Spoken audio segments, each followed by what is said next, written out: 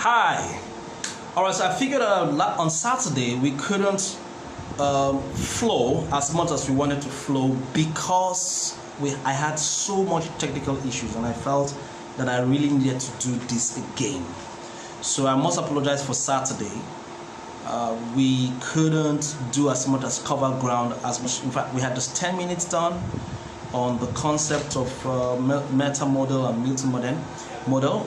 For those of you who are just joining us, this is NLP class, Neuro Linguistic Programming, and we teach a whole lot about life. We teach you a whole lot about gaining personal mastery and leading effectively, working with people.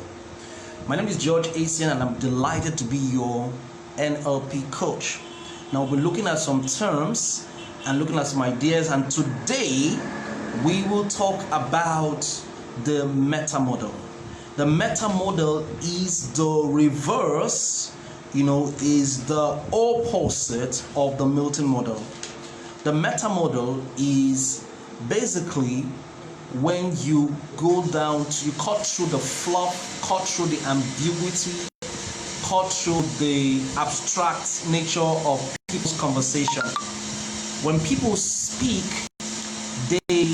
a lot of times when they speak, they have the tendency to be very vague, quite vague.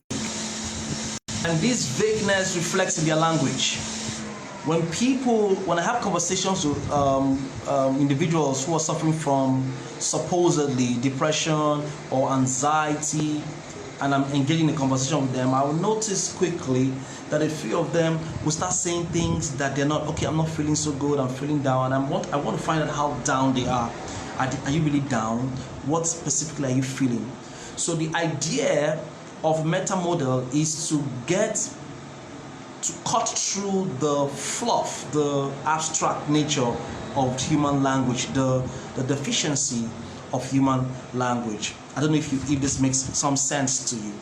And we have established the fact, for those of you who follow, that very often we generalize, we distort, and we delete. To generalize means to just put things together. We say words like every man is a cheat, every woman is weak, We even generalize people from communities. We use universal qualifiers, and this is not good. And so I want to start having a listening ear to people who do universal qualifiers and who generalize. There are some other people who distort. The map we have the mental maps we have, the picture we have at the back of our minds, in our heads, and in translating those words, we don't do a good job. We either generalize those words or we distort. Through our preconceived notions, through the things we have, we distort those things. And then the last thing that we do is that we delete. Now, you tell the person how you doing, the person says, I'm fine, and that is hiding a lot of things, so many things that the words is pregnant with more meaning than the person is actually saying. So in NLP, we look out for that. And what meta model does basically is to find out what really is wrong with the statement people are making. If you want to help people, then you want to be more precise. So the founders of NLP, Grinder and Bandler, started off the whole neuro-linguistic programming thing in 1975 by building up this concept, putting together this concept on meta model, on a questioning technique. Okay, so meta model is a linguistic question technique, pattern used to get precision, get precise knowledge, to know how people feel, and it is quite powerful. So I encourage you to start asking questions. One of the things people wonder about me is, you ask a lot of questions. It's good because you see, questions arrest attention. That's what they do. They really do. They arrest attention. They probe people. They rewire people, and it's quite important. So let's quickly look at it between meta model and multi-model. Let's start with meta model. One of the things you notice about meta model is that it chunks language down to become more specific. So when we look at the hierarchy of ideas, we're trying to be more specific. We want to get the details. want to get the details more specific, want you to be more specific in your presentation and not ambiguous or opaque, if you want to say that. But in multimodal, we chunk language up, becoming less specific. Now, is multimodal profitable? Is it good? The man called Erickson Milton, the word multimodal is named after him, used to be very ambiguous. He spoke in present tense. He also spoke in very ambiguous terms. He talked about the future. He knew how to paint pictures. He was very vague, very vague in statement. He deleted stuff, he generalized stuff, because basically he was not interested in specifics. He wanted to assess people's subconscious by being very vague. He was a storyteller, and so on and so forth. So what multimodal does most of the time is to be less specific and to chunk language up. All right. Another difference between multimodal and metamodal. So the metamodal is that it moves from deep structure to surface structure, challenging deletions, distortions, and generalizations. It challenges deletions, it challenges distortions, and it also challenges generalizations. So you see, from deep it wants to come up. That's metamodal. All right. While the reverse is the case for metamodal, for multimodal, multimodal actually moves from surface structure to deep structure and generates, deletions, distortions, and generalizations. This is quite important. Notice those words are repeated severally. When we're teaching on the NLP communication model, I'm going to take time to look at it. One of this probably next week. We will look at these words and look at it very critically, because you always hear it repeated. It's most NLP studies the way we think and the way we speak and the way we feel and behave. So you always hear us repeat a lot of times this deletion, generalization, and distortion concept a lot of times. Another thing you notice about metamodal is that it assesses conscious understanding. Okay, so metamodal wants to get into your logic. It wants you to be logical. It wants you to be reasonable, and it wants to get into your consciousness, your enlightened part, your enlightened mind, your left brain. While the reverse, the multimodal assesses your unconscious understanding and wants you to, more often than not, be abstract. And so people who are into hypnosis, self-hypnosis, and who do some kind of hypnosis, even clinical hypnosis, use hypnotic language, like we use Milton language or Milton model in their expression. So there's a whole body of work in that regard. You can go online and find out for Milton language or Milton model or Milton language pattern, and you see how it works. They use awareness verbs. The beautiful thing about multimodal is that when they use it on you in neuro-linguistic program, it's not direct like the traditional hypnosis where you're commanded, where embedded command is infused into sentences, and they actually want you to go into trance right there. So, but multimodal is more subtle, and it can be used in conversations, can be used when you're selling, when you're listening to people. And we do that even unconsciously, because when you use multimodal, you get people into trance. People get into short trance and long trance. I've taught you that before. And when people go into trance, you are literally assessing their subconscious through storytelling, through ambiguity, through quotes, through metaphors, through idiomatic expressions. These are ways people go into trance. And then to snap people out of trance, because people actually are walking in their trance, in their self-hypnosis of limitation, the self-limiting beliefs, to snap them out of trance, you have to challenge their deletions, challenge the generalizations, and challenge their distortions. You want to challenge what they're thinking and bring them through questions. All right, you can use questions. And someone says that you can also use questions to put people into trance. There's a way I would ask you questions, and then I will put you into a trance, okay? But more often than not, there are certain questions used to snap people out of trance. If you feel that you're being hypnotized or you're being deceived, you can quickly ask questions. So develop that tendency to always ask questions. The man who controls the questions determines the direction of the sale. The man who controls the question determines the direction of the sale. So this is so important. And then, of course, meta model deals with precision. Some people call meta model the precision model, and while multi-model calls it, they call it, it deals with general understanding. So you really need to become very adept in asking questions. Now the challenge with this is that sometimes people overdo the meta model. When you start asking people questions unnecessarily, it becomes, so before you use the meta model, you want to first develop rapport. When you develop rapport with people, you can ask them questions. When people see you and accept you and are willing to work with you, then you can now ask them questions that probes them, that gets them to find specific things. If you're doing life coaching, this will come in very, very handy. All right. So what meta model basically does is it gives you a set of questions to gather information, all right, and it helps you know what they think, not what they think they know. I like that. It helps you know what they think, not what they think they know. So if somebody asks you a universal qualifier, like uses words like everything is so bad in my life, as someone who is trained and who is an NLP trainer and a practitioner, the meta model question you want to ask is everything. That challenge person's thinking, that gets a person to start thinking and saying, you know what, is everything really bad in my life? All right, so we also have what is called comparative deletion.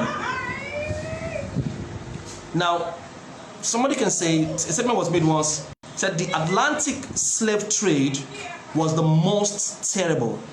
The Atlantic slave trade was the most terrible. Now, the meta model to question that statement is most terrible, or you can say compared to what? Or you say, these things are very expensive, very, very expensive. So it's very expensive. The word there is most, the word is very. So why are you comparing it to? When you say most, that means it was something that is not as serious. So when you say very, so it's something not very. You get the point. So ask compared to what? So use meta models to counter comparative deletions. There's something we call cause and effect. Let me give you an example of cause and effect. You know the teen culture. People want to be teen, slim, fit, and all that. So somebody makes this ambiguous multi-model statement by saying the teen culture makes people eat more and get fat. Then you can say, how specifically does the teen culture or the teen mindset make people get more fat, eat and get more fat? So basically the emphasis on makes is the cause, So whenever you hear anybody use make, do, there's a cause, something that he says that causes something. All right, like someone say that he makes me cry all the time. Makes me cry all the time. Your wife saying that to you as a life coach. Your answer should be, how does he make you cry all the time? Specific. Give me more specifics. I want to know more specific. So I don't realize that. Obviously, in fact, he's done the cause and effect multi-model violation, and he's also done all the time. The word all is a universal qualifier. So you say all the time. So you're challenging the all, or you can also be challenging makes me. So you want to start asking questions, because people are always deleting, they're always generalizing, and then they're always distorting. There's something called presupposition. A presupposition is when you, okay, let me give you an example. Black Lives Matter. That's quite popular, in the world right now. So when you say Black Lives Matter, you're presupposing that other lives don't matter, in essence. All right, so should we just focus on the black lives and not focus on white lives, brown lives, other lives, So one of the ways to counter that presupposition is to do other lives matter too. So presuppositions are assumptions. They're just beliefs or believed to be true. Doesn't mean they're true, but they're just presuppositions. So we've got to be very careful about presuppositions, and in our statements, in our conversations, when people have conversations with us, we've got to be careful about presuppositions. All right. There's something called loss performative. Someone says those statements were negative. So the question, the loss performative, that's the person who performed. You're taking out the person who performed. Say those statements were negative. So the question you want to ask is, who said those statements are negative? So knowing how to use meta model is very important. The fastest way to break into fluff and abstract is to ask questions. Learn to ask questions. Become a good questioner. If you meet a child, ask the child a question. If you meet a man, if you're selling anything to anybody, be the one who controls by asking questions. And it's so very powerful. So people are always walking in some kind of trance. They believe all kinds of things about stuff. The other day, someone was saying to me, they are pursuing me. They are pursuing me. So that statement is a Milton model. It's very ambiguous. They are pursuing me. So the question I'm asking is, that's a loss performative. Who is pursuing you? So you want to ask questions like, who is pursuing you? So you've got to be very careful about meta model and Milton model, even in your life, because the quality of your life is dependent on the questions that you ask yourself and you fail to ask yourself. Let me give you another Milton model that is very funny. Like, for example, we call it unspecified referential index. What does it mean? Let me give you an example. We can do it. We can do it. Please, two things are answered there. Who are the we? Loss performative. Also, you say can. Who can? The modal operator. Can. How? And do it. How do we know we can do it? So basically, you can challenge questions. You can challenge statements to get into precision, and we call it precision knowledge. Now, in more recent times, this meta model has evolved into what is called the precision model. Now, I'm going to find a way to upload a video on the precision model where you use your hands, but there's no time to do it today. Maybe in another class I'll teach it. The summary of the classes and this class is this: people are lost in trance. They use ambiguous statements. People are lost in trance and use ambiguous statements. And if you want to get into their hearts and know what's going on in their minds and know what they really think about what they're thinking, you've got to learn how to ask questions. Does that make any sense at all to you? Questions are so important. I mean, my friends don't like me because when I sit down with you, I'm having a conversation with you. If you make an ambiguous statement, I say, who said that? Who says? Even when you're arguing, the finest way to win an argument is to be more precise. But people give you facts. Say, where? Who's the source? Can we find the source? Go check the source out. It makes you more effective in your questioning, in your arguments. So be very careful. Now, in the hierarchy of ideas, pay attention, this is where we're going to close now. In the hierarchy of ideas, Milton model is as important and as valuable as meta model. In the hierarchy of ideas, we cannot say this is better than the other. They all have their own function and their own preference. However, when it comes to leadership, when you want to lead men, you must be a lot ambiguous.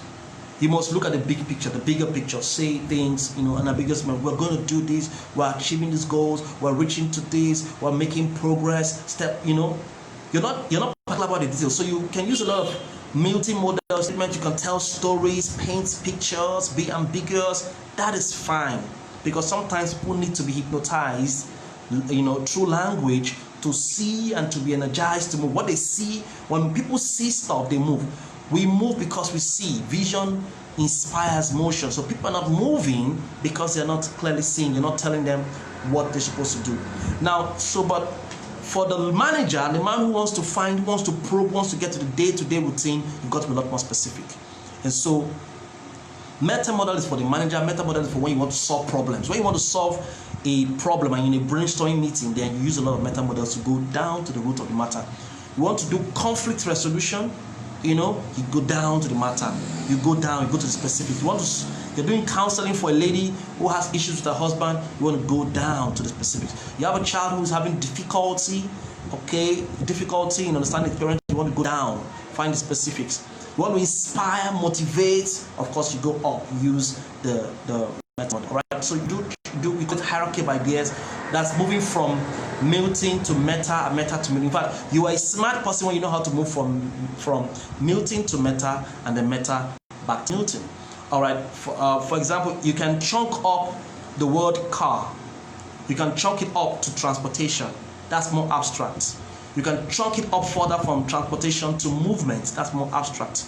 You can chunk down car, you know, by asking questions. So what kind of car specifically? All right, so you go down to Mercedes-Benz C-Class 180. All right, you know, you can ask what model, what year. So you want to go down, you can go down, you can chunk down, and you can chunk up. You chunk up for multimodal, you chunk down for multimodal. Now, if I am finding out answers, from setting goals, now if I'm solving problems and setting goals, I will chunk down to the minuteness place so I can get the answers. But if I want to inspire and see the bigger picture, the ultimate picture, I chunk up. So there's also chunking laterally. To chunk means to, you know, either add up or reduce. To chunk laterally is, so we say car. Car is that statement we're using. You can chunk down to say Mercedes-Benz car. You can look at more specifics, the color of the car and so on. You can chunk up to say transportation. You can chunk up to say movements. You can chunk up to say life. You can chunk laterally to say sheep. So, you know, that's moving to the sides. So learn multimodal and learn metamodal. There's an advanced class where we start going to specific language, where we bring out words and then we begin to use words. Like, as I'm speaking right now, if I want to do some self-hypnosis to people, or hypnosis, I want to do NLP hypnosis, some kind of hypnosis, because it's putting them into trance. I'll use words like, as you sit down there and listen to me, you are feeling good. Even as your eyelids are blinking, you're feeling the heaviness in your eyes and you're feeling relaxed and calm. As you're breathing, you're feeling relaxed and calm, because those words I'm saying are making so much meaning to you and moving you forward. So what I just did was this verbose language. That's what multimodal does. It uses, we call it utilization in NLP. It's using an existing thing as you're breathing in. Yes, you're breathing in. It uses that to tell you that you're feeling relaxed.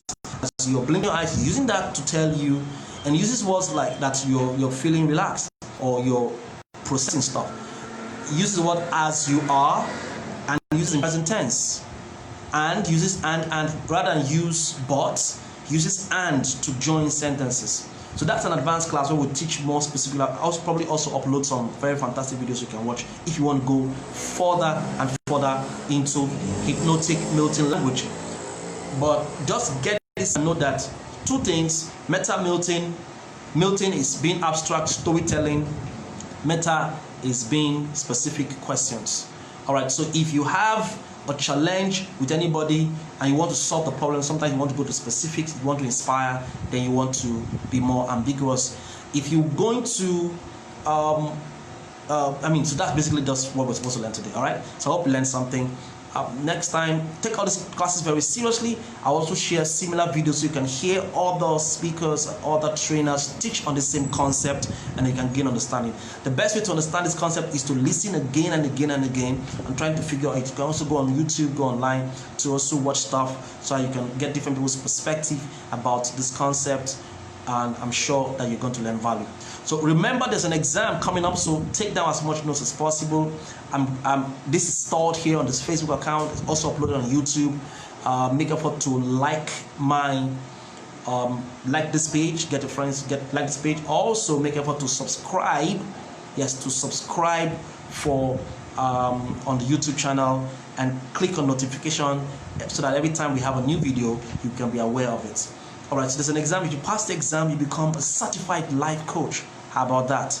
you get the certification from the United States of America, and then you're an NLP practitioner. So take this thing seriously and do the assignments we're giving to you. So the assignment I'm giving to you now today is to go out there and start listening to people's deletions, distortions, and generalizations. Listen to people's vague statements and then question them, in a very polite way, in a way that is not demeaning, but in a way question their, challenge their beliefs, question generalizations, question their distortions, question their distortions and their deletions. Find out some more for some people. Be more empathic as you do that, and you get a lot of results. So I'll see you again summertime. God bless you and have a fantastic week ahead of you. God bless.